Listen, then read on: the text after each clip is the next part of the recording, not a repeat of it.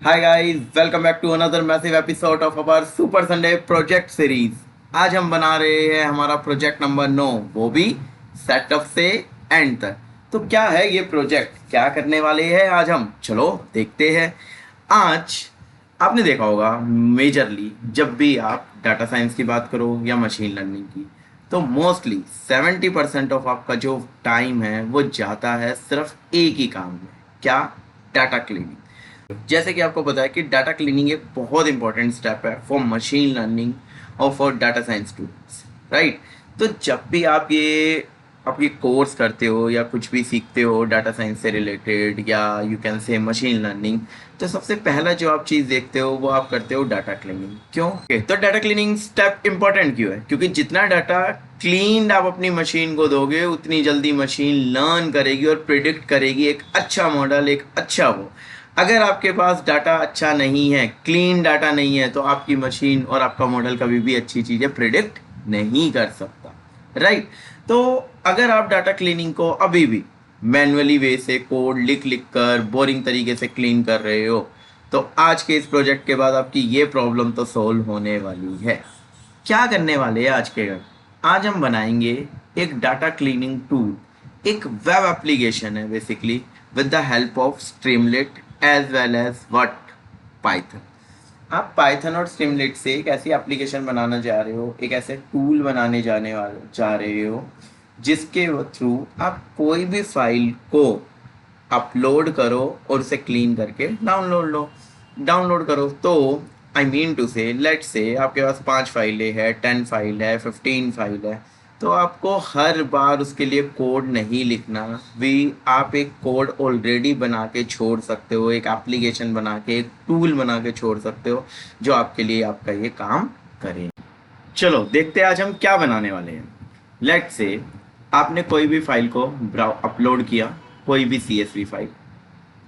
मैंने एक CSV file ली, employ के अंदर आपका करंट डाटा सेट ये है जिसमें आप देख रहे हो employee ID, name, age, gender, salary, email, like that we have a lot of data.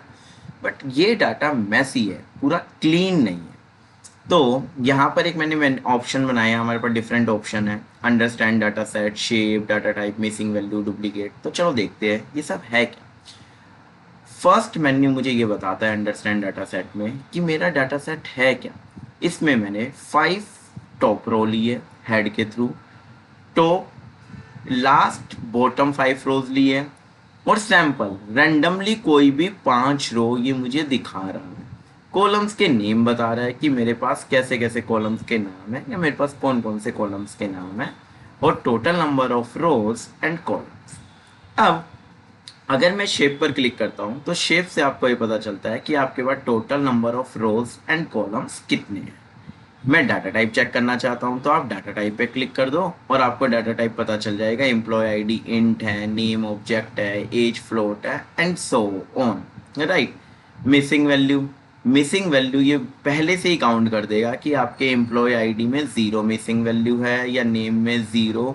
कहीं भी अगर मिसिंग वैल्यू है आपके डाटा सेट में किसी भी कॉलम में, तो ये आपको कॉलम वाइज बता देगा। जैसे सैलरी के अंदर 1 है, चलो एक बार चेक कर लेते हैं।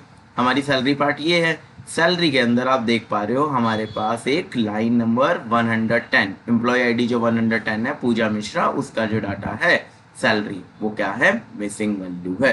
तो ये ऑटोमेटिकली हमें कैलकुलेट करके दे देगा। अब यहां पर बात आती है कि आप इस मिसिंग वैल्यू का करना क्या चाहते हो। रिमूव करना चाहते हो इन रोज को, न्यूमेरिक फिल करना चाहते हो मीन से, मोड से, मीडियन से। लेट से मैं मीन से इसे फिल करना चाहता हूँ। जैसे ही करके मैं अप्लाई करूंगा तो जितनी भी वैल्यूज मिसिंग होगी वो आपकी मीन से फिल हो जाएगी। मिश्रा की मिसिंग वैल्यू जो थी वो फिल कर दी मीन से, एवरेज से, राइट। सिमिलरली ये तो आपकी सैलरी है पूजा मिश्रा की। सिमिलरली हम और देखते हैं, मैंने डुप्लीकेट पे क्लिक किया तो डुप्लीकेट है आपका एम्प्लॉय आईडी 103।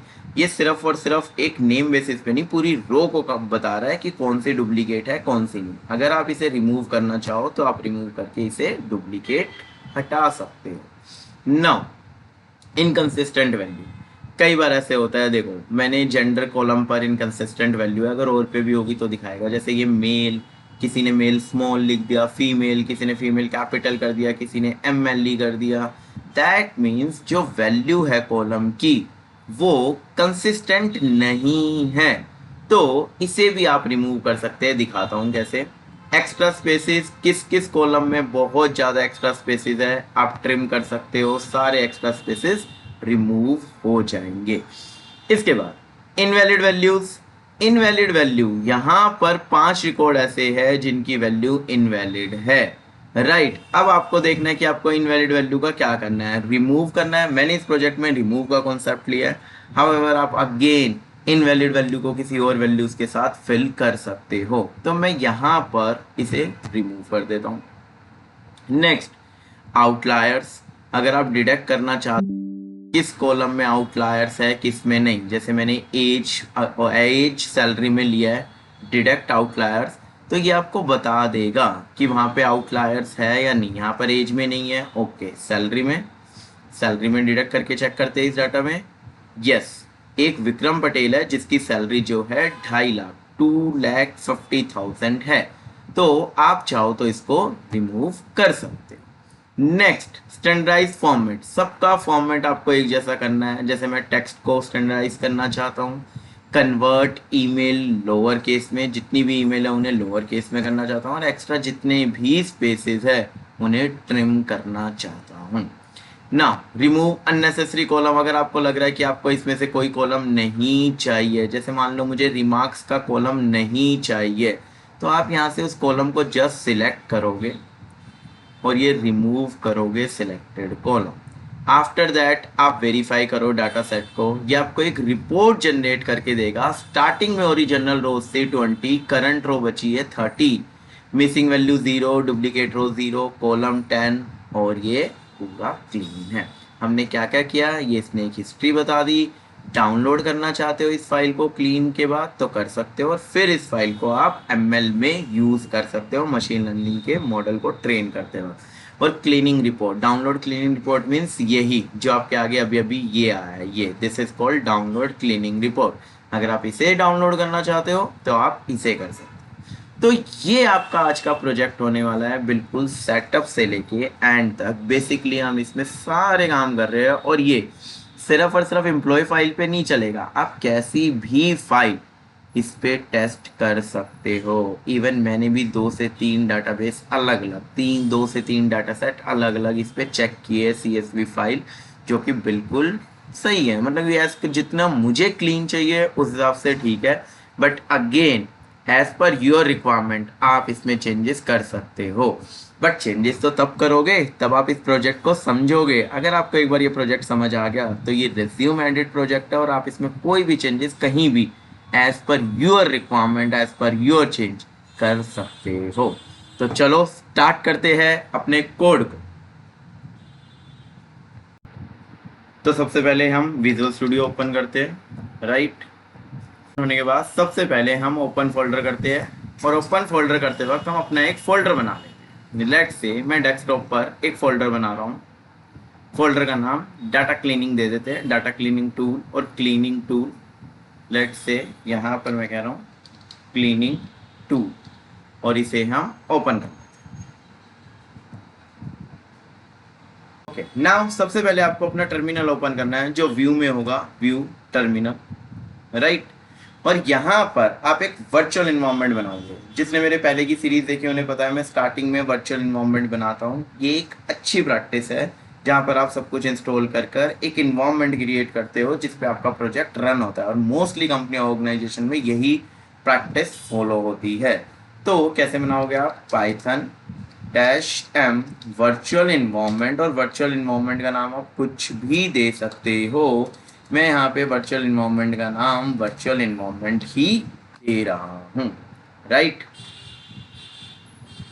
नाउ अगर आपको ये एरर आ रहा है और आप विंडो सिस्टम यूज करते हो तो आप क्या कर सकते हो इस एरर को रिमूव करने के लिए।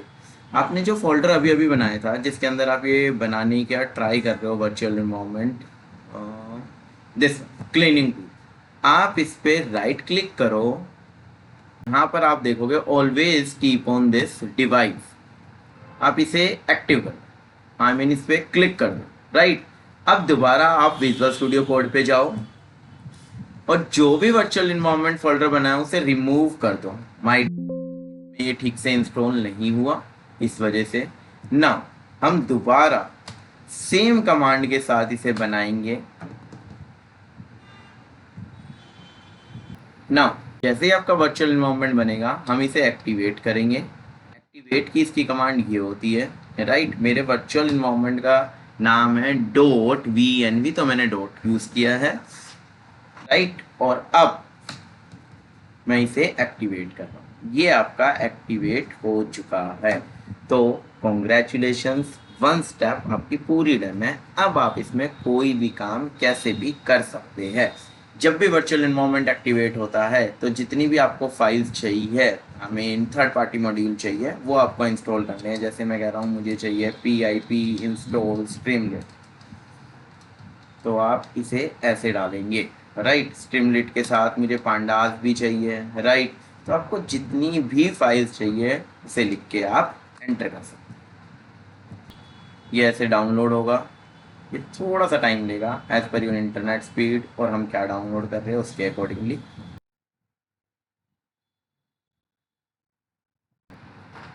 अब हमें एक और फाइल चाहिए, तो उसके लिए भी हम इंस्टॉलेशन चला देते हैं, pip install numpy। Done. All libraries, third party modules you can say, सब के सब आपके प्रोजेक्ट में आ चुके हैं। अब आप यूज कर सकते हो। तो हमारा फर्स्ट स्टेप डन है जो सेटअप से रिलेटेड है। Let's start with code. चलो कोड देखते हैं और करते हैं। चलो अब कोड स्टार्ट करते हैं। कोड के लिए हमें क्या करना पड़ेगा, सबसे पहले इसके अंदर एक फाइल बना लेते हैं। फाइल का नाम मैं लगता हूँ डाटा क्लीनिंग 2.py। अब यहां से हम अपना कोड करना स्टार्ट करते हैं। तो सबसे पहले आप क्या करोगे, इंपोर्ट कर लो जितनी भी आपको लाइब्रेरीज चाहिए। मैं साइड बार बंद कर देता हूँ, हमें नहीं चाहिए। Import pandas as P D, import streamlit as S T, import numpy as N P, right. तो मुझे अभी 3 मॉड्यूल 3 लाइब्रेरीज चाहिए। हम यहाँ से स्टार्ट करते हैं। सबसे पहले हम क्या करेंगे, पेज को कॉन्फ़िगर करेंगे अपने। तो स्ट्रीमलिट का मैंने ऑब्जेक्ट बनाया था, स्ट्रीमलिट मैंने इंपोर्ट किया था एसटी से, तो हम करेंगे st.set page config. And after that आप पेज का टाइटल क्या डालना चाहते हो। मैं डाल रहा हूँ page title equal to data cleaning tool. और ये अच्छा दिखे, मतलब कि प्रोफेशनली ये पूरी स्पेस ऑक्यूपाई करे, तो हम लेआउट को ले लेते हैं वाइड। मतलब कि अगर आप इसे नहीं लेते, इट्स नॉट अ मैंडेटरी, अगर आप नहीं लेना चाहते आप मत यूज़ करो। लेकिन आपका जो भी डाटा फ्रेम की एप्लीकेशन है वो मिडल में आएगी, लेकिन आप चाहते हो पूरा उसे वाइडली यूज़ करना उस पेज को, जो वेब पेज है, वेब एप्लीकेशन है, तो आप इसे लेआउट कर दो वाइड। तो एस टी टाइटल से हम पेज का टाइटल सेट करते हैं, मतलब कि जो आप हेडिंग दिखाना चाहते हो अपने प्रोजेक्ट का, जो मेन टाइटल है डाटा। अब मैं ले रहा हूँ अपलोडेड फाइल, एक वेरिएबल। इसके अंदर क्या होगा, जो भी फाइल अपलोड होगी वो आएगी। तो इसे मैं ले रहा हूँ साइड बार में। तो st.sidebar, st.sidebar, और साइड बार के अंदर मैं ले रहा हूँ फाइल अपलोडर। ना फाइल अपलोडर में मैं कह रहा हूँ अपलोड, आप एक मैसेज दे सकते हो upload CSV, right, upload CSV। और अगर आप टाइप स्पेसिफाई करना चाहते हो तो टाइप भी स्पेसिफाई कर दो। जैसे मैं यहाँ पे ले रहा हूँ जो भी फाइल हो वो CSV की ही इंपोर्ट हो। ना अपलोडेड फाइल के बाद आप चेक करो क्या फाइल अपलोडेड हुई। If file uploaded file is not none, तो हमें क्या करना है। अगर अपलोडेड फाइल नन नहीं है, मतलब कि वो अपलोड हो चुकी है, तो मुझे सबसे पहले कुछ सेशंस बनाने। सेशन किस लिए, ताकि वो बार बार रीरन करे या कुछ भी करे तो मेरी पुरानी स्टेट मैनेज रहे, पुरानी स्टेट मेंटेन रहे। तो मैं क्या करूँगा, मैं कह रहा हूँ इफ ओरिजिनल डाटा फ्रेम, ये मेरे सेशन का नाम है। अगर original data frame note in session state, अगर वो सेशन स्टेट में नहीं है तो मैं क्या करूँगा, let's say okay st dot session state.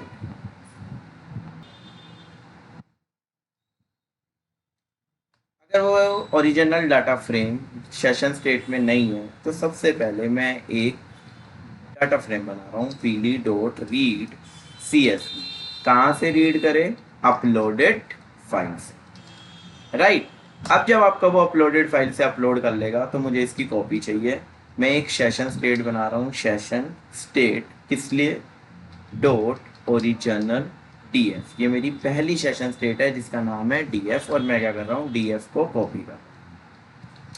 अब मुझे एक ऐसा डाटा फ्रेम चाहिए जिसपे मैं क्लीन कर करके अपना डाटा स्टोर करता रहूँगा। तो मैंने लिखा है एक स्टेट मैंने ऐसे ले ली, क्लीन्ड df, और यहाँ मैं लूँगा अगेन df की कॉपी जो csv से मेरा डाटा फ्रेम बना था।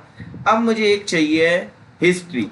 हिस्ट्री क्यों चाहिए मुझे सेशन स्टेट में, हिस्ट्री इसलिए चाहिए जब लास्ट में आप रिपोर्ट देख रहे थे तो ये बताएगा आपने कौन कौन सा काम किया है और कौन कौन सा नहीं किया। इसके लिए मुझे हिस्ट्री चाहिए। And the last and important thing, मुझे करंट फाइल का नाम चाहिए। तो मैं सेशन के अंदर करंट फाइल इसका नाम डाल देता हूँ, uploaded file dot name, uploaded file dot file name,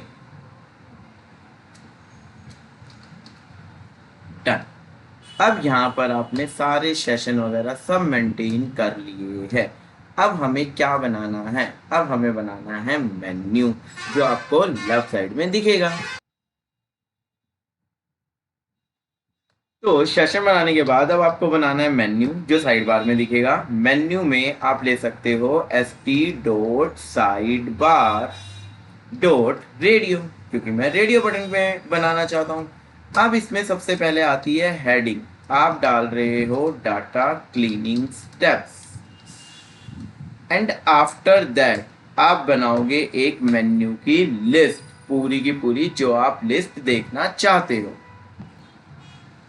जैसे अंडरस्टैंड डाटा सेट, हमारा पहला था अंडरस्टैंड डाटा सेट। इसके बाद शेप, इसके बाद डाटा क्लीनिंग में और कौन कौन सी टूल होती है, डाटा टाइप्स,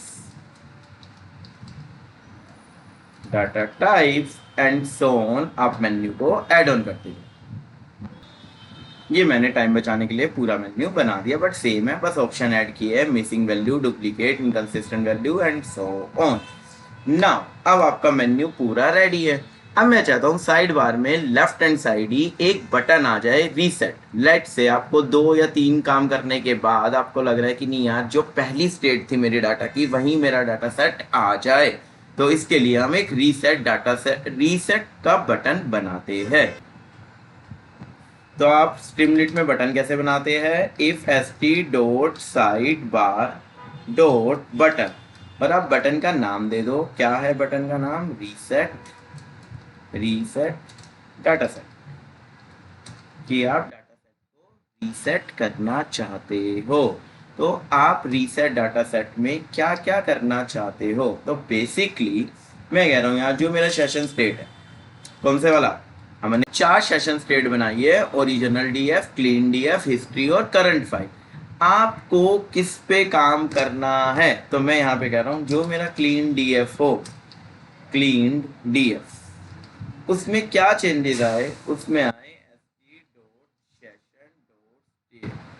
स्टेट के अंदर ओरिजिनल डीएफ कॉपी हो, मतलब कि जितने भी चेंजेस थे आपके वो सब के सब गायब हो जाएंगे। क्यों, क्योंकि आपने उसी स्टेट में क्लीन वाले के अंदर दोबारा से ओरिजिनल को कॉपी कर लिया। और st dot session state history में डॉट हिस्ट्री पूरी क्लीन हो जाए, और st डॉट सक्सेस आप एक मैसेज दिखा दो अपने यूजर को, डाटा सेट रीसेट सक्सेसफुल।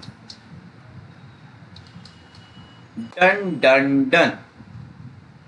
अब एक हम ले लेते हैं डाटा फ्रेम जिसके ऊपर काम करना स्टार्ट करेंगे, और ये अभी तक का जो है मैं इसमें ले रहा हूं, जो हमारा क्लीन वाला है उस पर, क्लीन डी। राइट। अब एक सब हेडर देते हैं। सब हेडर में मैं कह रहा हूं करंट डाटा सेट, जो अभी मेरे पास जस्ट फाइल से अपलोड हुआ है, जो मेरा फाइल से अपलोड हुआ है, मुझे वो डाटा सेट दिखाना है। तो एस टी डॉट सब हेडर करंट डाटा सेट, और मैं कह रहा हूँ S T dot data frame. Data को दिखाने के लिए क्या रखोगे, D F use container with true, use container with. Done done done, यहां तक हम कर चुके हैं, और एक मार्कडाउन ले लेता हूं। राइट। चलो अब देखते हैं हमने क्या बनाया। इतना कोड कर लिया आपने, 40 अराउंड 50 लाइंस का कोड कर लिया, तो एक बार चेक तो कर ले कुछ अच्छा बन भी रहा है या ऐसे ही टाइम पास हो रहा है। तो चलो हम देखते हैं। क्लियर नाउ, स्ट्रीमलेट की ऐप को रन करने के लिए आप करते हो स्ट्रीमलेट रन, और फाइल का नाम, हमारी फाइल का नाम है data cleaning tool dot P one. अभी रन होगी, ये ऑटोमेटिकली आपका ब्राउजर ओपन कर देगी जैसे ये रन होगी, ये देखो। और अब आपके आगे आउटपुट आएगा 1 2 3। तो ये आपके आगे आउटपुट आया जो हमने बनाया था data cleaning tool. Left hand side में ये, अगर मैं कोई भी फाइल को अपलोड करता हूँ उसके बाद वो डाटा सेट भी दिखाई देगा। अभी मैं आपको दिखाता हूँ। लेट से मैंने कहा एम्प्लॉय, और इसे मैंने अपलोड कर दिया करंट डाटा सेट में। अब इसकी वैल्यू आएगी, ये लेफ्ट हैंड साइड में सारे मेन्यू आ गए, और करंट डाटा सेट में इसकी वैल्यू आ गई। अब तक हमने ये काम किया था।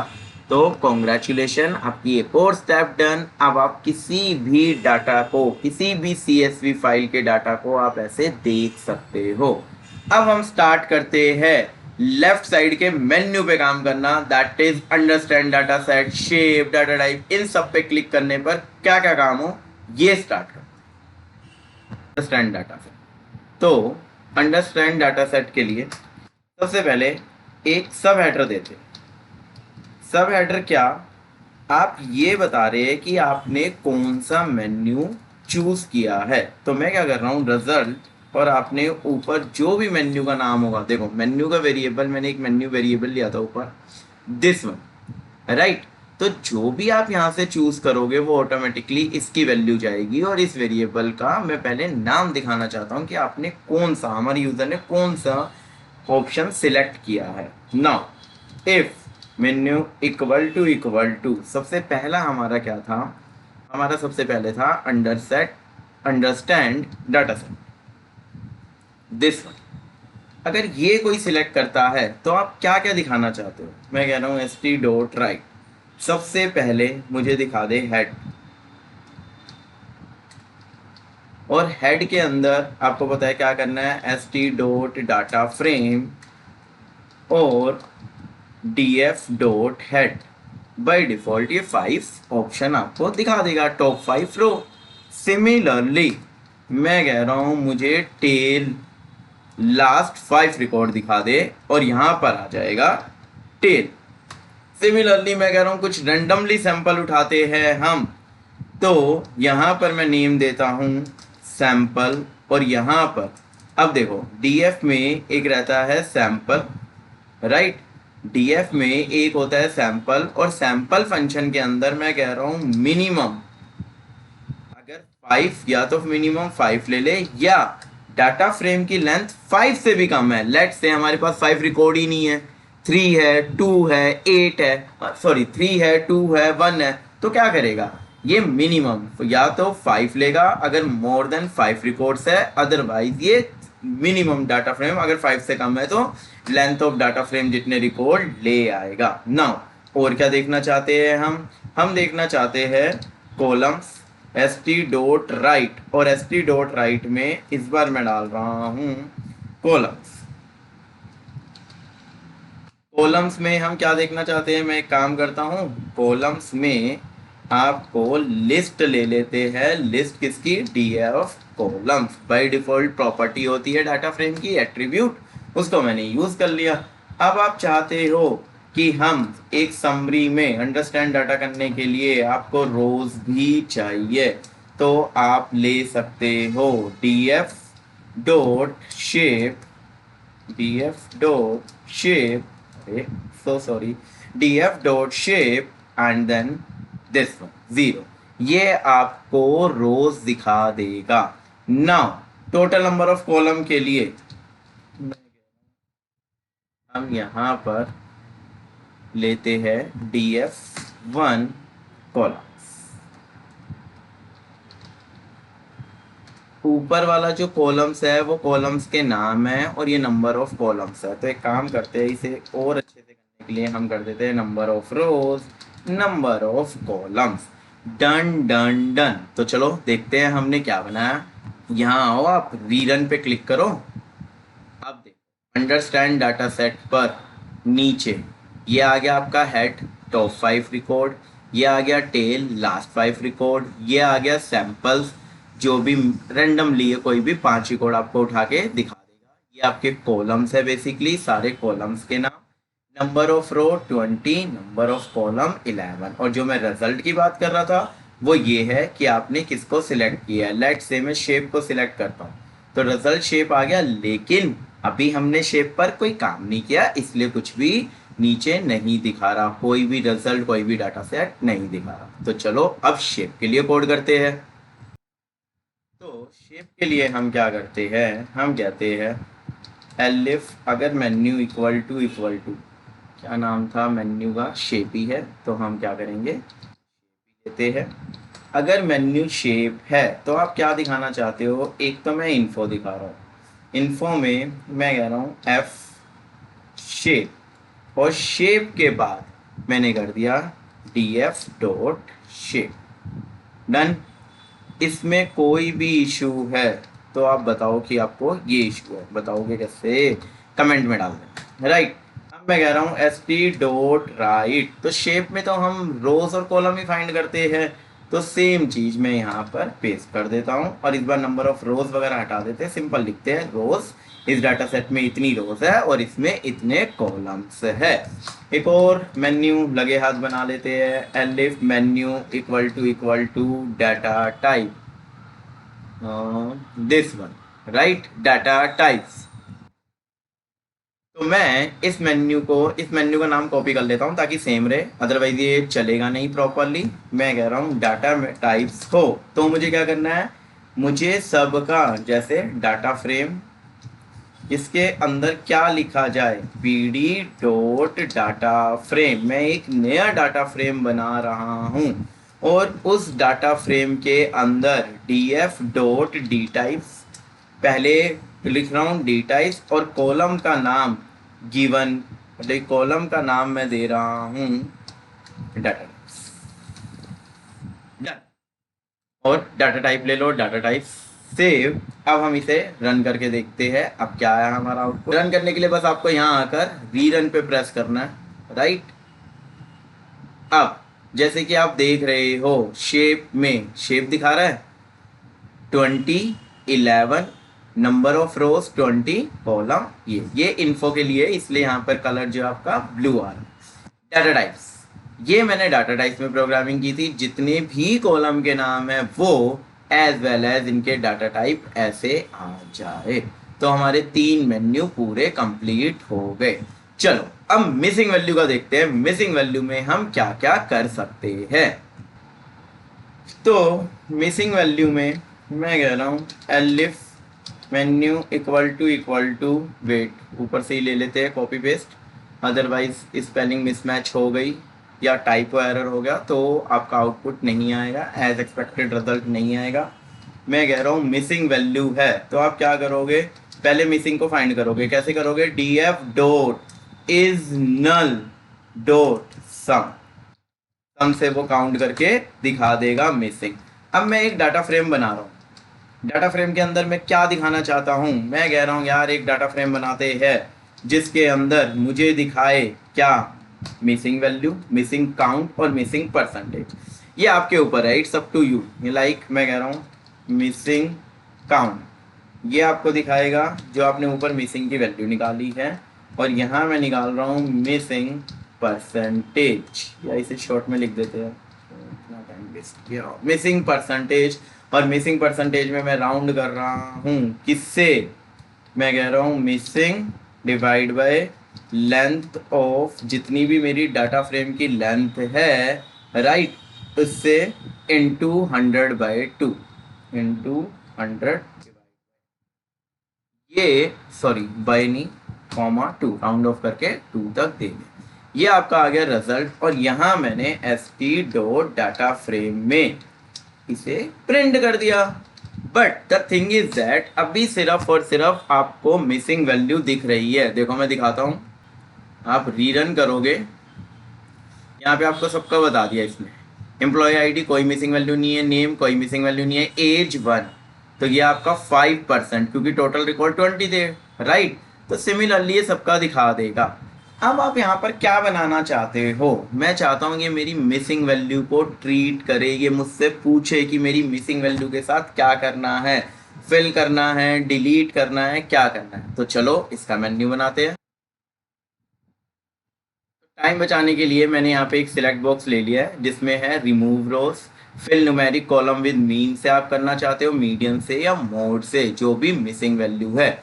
और यहाँ पर एक बटन बना लिया अप्लाई ट्रीटमेंट, राइट। अगर बिफोर चेक कर लिया। अब अगर एक्शन रिमूव रोज है तो सिंपल है, क्या करोगे आप, अब ये कंफ्यूज मत होना, ये एक्शन इस वेरिएबल का नाम है जो यहाँ पर आप सिलेक्ट करोगे। तो आप करोगे ड्रॉप एन एलिफ्स, अगर आपका एक्शन इक्वल टू आप चाहते हो fill numeric column with mean, कि वो यार मीन से फिल हो जाए, कौन, जो वैल्यू नल है, जो वैल्यू नल थी वो इससे वो हो जाए, मतलब कि वो मीन से फिल हो जाए। तो अब आप क्या करोगे अगर मीन से फिल करनी है। सबसे पहले मैं कह रहा हूँ नम्स कॉलम, कितने नंबर ऑफ कॉलम है, नम कॉलम। और इसमें मैं क्या लेना चाहूंगा, नम कॉलम में मैं कह रहा हूं df.select, और सिलेक्ट में मुझे क्या करना है, डी टाइप्स। अब डी टाइप सिलेक्ट करके इंक्लूड, किसे इंक्लूड करे, np.number को dot columns, done done done, sorry columns, right. अब एक लूप चलाते हैं for col in num cols. सबसे पहले ये फाइंड कर रहा है नंबर ऑफ कॉलम्स जो जो नंबर वाले हैं, सिर्फ और सिर्फ मैंने इंक्लूड किया है नंबर, क्यों, मीन चलाना है, राइट। स्टैट्स का फंक्शन मीन, तो वो तो नंबर्स पे ही चलेगा। अब मैं यहाँ पर क्या लिख रहा हूँ, df कॉल इक्वल टू, और मैं यहाँ डाल रहा हूँ df कॉलम, जो वो कॉलम है वो fill N A, fill N A predefined function है, किससे फिल हो जाए, उसी कॉलम के मीन वैल्यू से, मीन एक फंक्शन है, done done done. Similarly, I repeat similarly, आप इसमें दूसरा बना सकते हो, क्या, अब हमारा था फिल न्यूमेरिक विद मीडियन, अगर आपको मीडियन से फिल करना है तो आप क्या लोगे, फिल न्यूमेरिक विथ मीडियन, और यहाँ पे इंस्टेड ऑफ मीन आप ले लोगे median. Similarly the last one, अगर मुझे मोड से फिल करना है तो हम ये करते हैं, और मोड के लिए मैंने ये कोड लिख दिया, कॉल आपका फिल एन हो जाए मोड से, लेकिन इसमें मैं इंक्लूड कर रहा हूँ ऑब्जेक्ट को एज वेल एज। जब मेरे सारा काम हो जाए तो मेरा जो क्लीन डीएफ था सेशन में, उसके अंदर ये डीएफ चला जाए। सेशन हिस्ट्री में मैंने अपेंड करवा दिया एक्शन का नाम, आपने क्या किया है, सक्सेस में अप्लाइड लिख दिया और राइट कर दिया पहले रोज। ये जो भी आपने काम किया इस पे करने से पहले रोज कितनी थी, लेट से आप डिलीट करना चाहते हो, रिमूव करना चाहते हो, तो पहले ये दिखा देगा total number of rows are 20, after removing it will be 20 के 10, 15 और 16, जो भी आंसर है ये आपको दिखा। इसी के साथ हमारा एक और मेन्यू पूरा कंप्लीट होता है। चलो मैं दिखाता हूं आपको, रीरन करते हैं। अब मिसिंग वैल्यू में देखो ये आ गया, remove rows fill numeric with mean, क्या करना है, राइट। और जैसे ही आप अप्लाई ट्रीटमेंट पे करोगे ये आपको बता देगा टोटल रोज बिफोर भी 20 है, आफ्टर भी 20 है, क्योंकि कोई रिमूव नहीं की। अगर हम रिमूव कर देते तो ये रोज आपको कम दिखाता। तो आप यहाँ से कुछ भी सिलेक्ट करके अपने डाटा की मिसिंग वैल्यू को हैंडल कर सकते हो। डन। चलो अब चलते हैं नेक्स्ट पे, दैट इज डुप्लीकेट। तो ये मैंने कोड डुप्लीकेट का लिख दिया है, ज़्यादा बड़ा नहीं था। डुप्लीकेट निकालने के लिए आपको पता ही है df dot duplicated predefined function होता है। ये मैंने कंडीशन बेस्ड फिल्टर कर लिया, फिल्टर करके जितना भी डाटा है वो मेरे पास आ गया डुप्लीकेट में, DUP में। डुप्लीकेट रो मैंने यहाँ शो कर दी। अब दो कॉलम्स बनाए हैं मैंने। दो कॉलम किस लिए बनाए हैं? लेफ्ट हैंड साइड में वो ये दिखाएगा कि कौन कौन सी रोज डुप्लीकेट है, और राइट हैंड साइड में अगर आप उसे रिमूव करना चाहो तो वो दिखाता है। स्ट्रीमलेट में कॉलम बनाने के लिए होता है कॉलम्स प्रीडिफाइंड फंक्शन, और ये तो ये बिल्कुल स्मॉल कोड है। चलो इसे रन करके देखते हैं। अब मैंने इसे किया रीरन, राइट। अब मैं जा रहा हूँ डुप्लीकेट। तो डुप्लीकेट एक रो दिखा रहा है, लेकिन कौन सी मुझे नहीं पता, और मेरे पास डाटा सेट तो बहुत बड़ा है। तो पहले मैं शो डुप्लीकेट्स पे पूछूंगा कि कौन सी रो डुप्लीकेट है। ये कह रहा है थर्ड, तो चलो चेक कर लेते हैं अपने डाटा सेट पे। Third, missing 30 male male, yes it's a duplicate row. अब अगर आप इसे रिमूव करना चाहते हो तो रिमूव डुप्लीकेट पे क्लिक कर दो, removed one duplicate row, that's it. और ये फंक्शन भी हमारा पूरा कंप्लीट हुआ, राइट। अब चलते हैं नेक्स्ट इनकंसिस्टेंट वैल्यू पर। एक और चीज, न्यू मेन्यू बनाने से पहले डुप्लीकेट में मैंने कुछ अलग से वो नहीं किया। एक फंक्शन होता है ड्रॉप डुप्लीकेट्स, बस उसी पर वर्क किया है, और अपने क्लीन डीएफ में जो मेरे सेशन स्टेट में था उसमें डाटा फ्रेम पुट कर दिया और हिस्ट्री डाल दी, दैट्स इट। अब हम चलते हैं नेक्स्ट पर, जो हमारा है inconsistent F menu equal to ऊपर से मेन्यू का नाम ले आते हैं। ये भी बहुत ईजी है, तो इसका कोड मैं ही कर देता हूँ। ये कुछ नहीं था, ऑब्जेक्ट कॉलम्स लिए, राइट। क्योंकि ऑब्जेक्ट कॉलम मोस्टली जो ऑब्जेक्ट कॉलम होते हैं, लेट से आप एज ले रहे हो या सैलरी ले रहे हो, उसके अंदर सारे इंटीजर है, बट एक भी वैल्यू उसके अंदर स्ट्रिंग आ गई तो डाटा सेट, डाटा फ्रेम उसे एज एन ऑब्जेक्ट ट्रीट करेगा। उसका डाटा टाइप कभी भी इंट नहीं होगा। तो मैंने उसको ऑब्जेक्ट कॉलम्स निकाल लिए, कौन कौन से कॉलम ऐसे हैं जिसमें ऑब्जेक्ट है। उसके बाद लूप चला दिया। लूप चलाने के बाद मैंने यूनिक वैल्यू और नॉर्मलाइज पे ये कर दिया, मतलब कि यूनिक वैल्यू निकाल दी, राइट। इसके बाद इन दोनों के कंपैरिजन कर लिया लेंथ पर, और मैंने वो कॉलम सारे दिखा दिए। चलो मैं दिखाता हूँ मैं क्या कहना चाहता हूँ यहाँ पर। इनकंसिस्टेंट वैल्यू रीरन करते हैं हम। ये मेल, अब देखो एक कॉलम ऐसा आया है जिसका नाम है जेंडर, और वहाँ पर मेल फीमेल अदर MLE, तो ये सारी की सारी जो है इनकंसिस्टेंट वैल्यू है। यहाँ पर आप इसे ठीक कर सकते हैं, जो हम आगे चल के करेंगे, राइट। अब चलते हैं नेक्स्ट। अब हमारा है एक्स्ट्रा स्पेसिस। अगर आपको एक्स्ट्रा स्पेसिस पर कैसे काम करोगे, ये तो यार सिंपल है। एक्स्ट्रा स्पेसिस फाइंड करो, या पोज करके खुद से भी कर सकते हो, और स्पेसिस रिमूव दिखाता हूँ कैसे। तो एक्स्ट्रा स्पेसिस के लिए मैंने क्या किया, पहले वही कॉलम निकाल लिया ऑब्जेक्ट वाले। अब जो भी स्टार्ट हो रहे स्पेस से और जो भी कॉलम में वैल्यू एंड हो रहे स्पेस से, उनको फाइंड कर लिया। It's a kind of filter condition, और उसे मैंने यहाँ पर फिल्टर कर लिया। फिल्टर करके मेरे पास वो सारी रोज आ गई जिसके पास एक्स्ट्रा स्पेसिस है। नाउ अगर रो एम्प्टी है तो हम अगर रो नॉट एम्प्टी है तो हमने फाउंड ले लिया ट्रू, और यहाँ पे कॉलम्स बता दिए किस किस कॉलम्स में है। नाउ यहीं पर मैं एक बटन दे रहा हूं, ट्रिम एक्स्ट्रा स्पेसिस। देखो जो ऊपर का कोड है, ये 4-5 लाइनें, ये मेरा फाइंड करने के लिए है कि एक्स्ट्रा स्पेसिस है भी या नहीं। अब है सो व्हाट, अब हमें क्या करना है? अगर है तो आपको उसे ट्रिम करना है, और इसके लिए मैंने एक फंक्शन यूज किया है स्ट्रिप, राइट।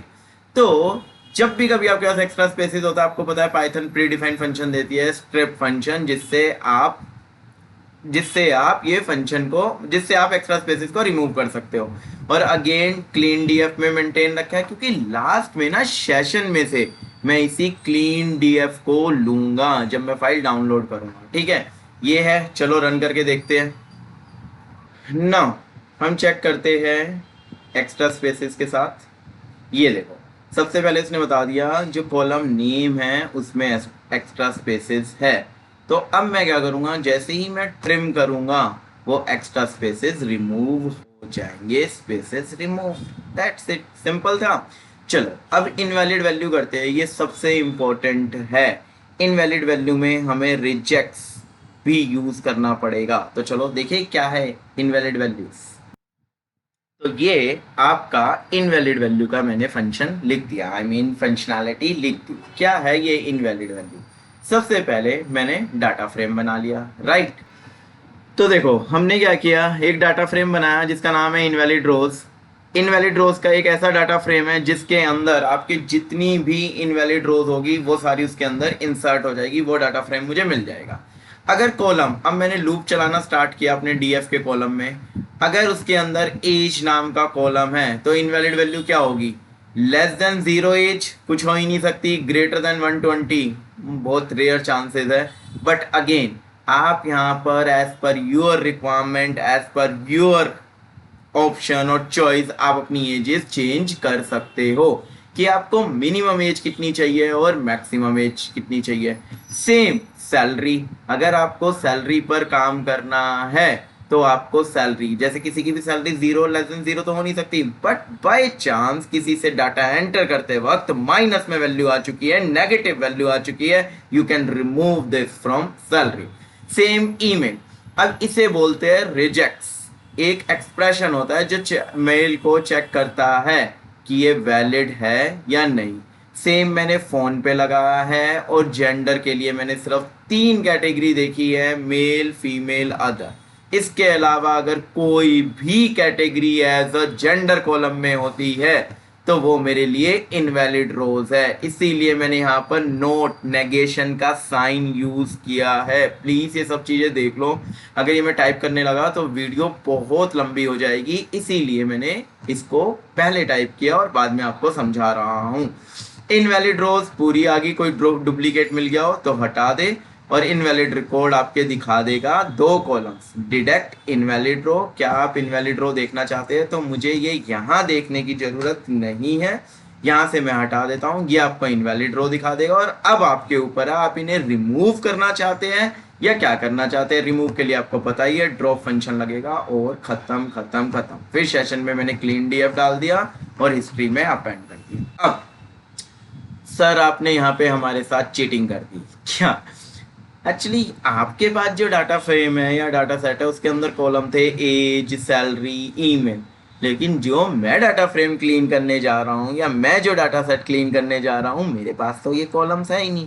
तो यार इसके लिए एक सिंपल सा लॉजिक है। ये प्रोजेक्ट जो है मैं इस एस्पेक्ट से बना रहा हूँ कि बिगनर्स को भी समझ आ जाए, और जो प्रोफेशनल और एडवांस पर्सन होंगे वो तो ऐसा काम ही नहीं करेंगे। क्यों?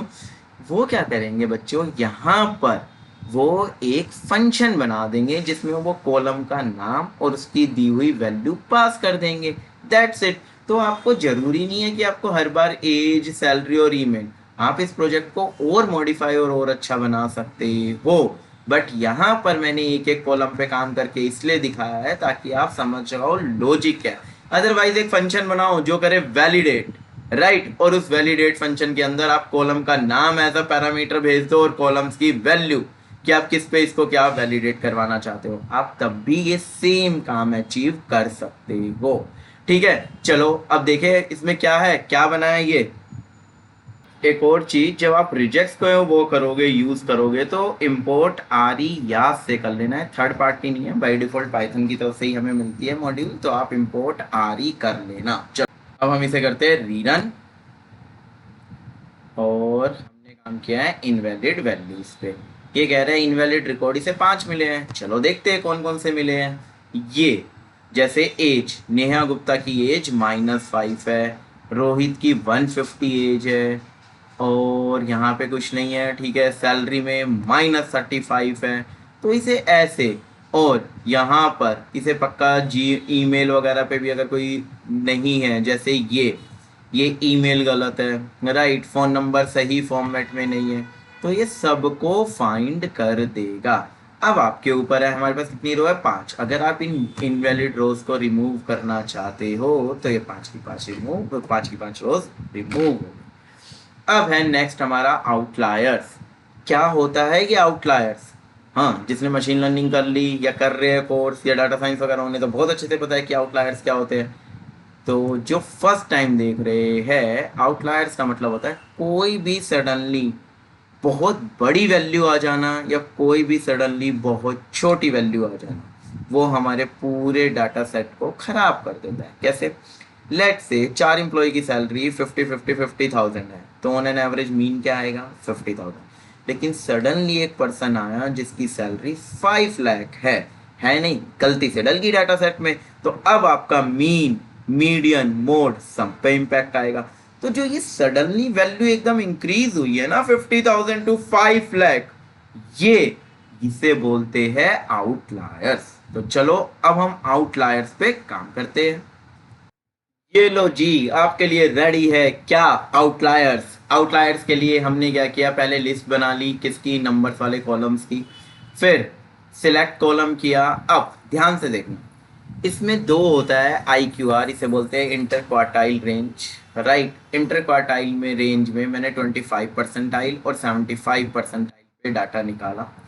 Q1 के अंदर मैंने डाल दिया, ये लोअर लिमिट मैंने इसकी ये निकाली, Q1 minus 1.5 multiply I Q R. ये बाय डिफ़ॉल्ट फॉर्मूला है, आप इवन गूगल पे भी सर्च कर सकते हो, इसमें मैंने कुछ नहीं किया, ये by default formula, right.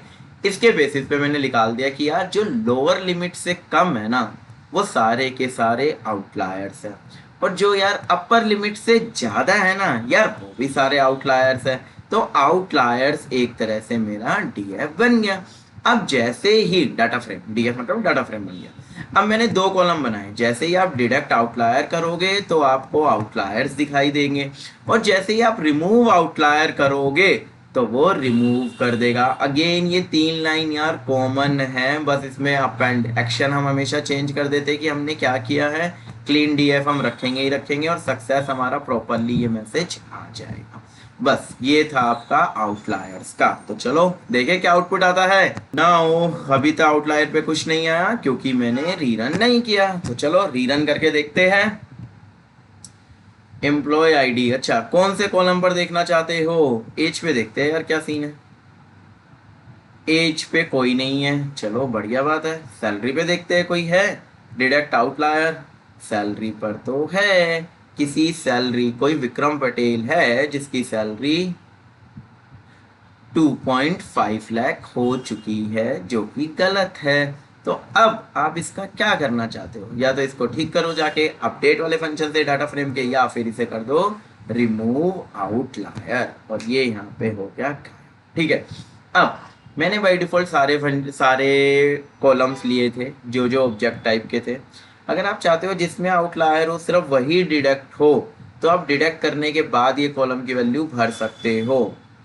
Pose कर लो, खुद के ट्राई करो, एज एन होमवर्क प्रोजेक्ट में खुद से चेंजेस करोगे तो ज़्यादा समझ आएगा। तो ये था आपका आउटलायर निकालने का तरीका। अब स्टैंडर्डाइज फॉर्मेट, इसका क्या मतलब है? अरे यार कोई किसी लैंग्वेज में डाल रहा है, कोई किसी में। फॉर एग्जाम्पल कोई सैलरी को आई एन आर कर रहा है, कोई मेल को MLE, कोई स्मॉल, कोई कैपिटल, मतलब अलग अलग आपने वैल्यू भरी है, मतलब सबका एक ही है, लेकिन एक स्टैंडर्ड फॉर्मेट नहीं है। और मैं चाहता हूँ अगर स्टैंडर्ड फॉर्मेट हो जाए तो ज़्यादा इजी हो जाए मेरे लिए।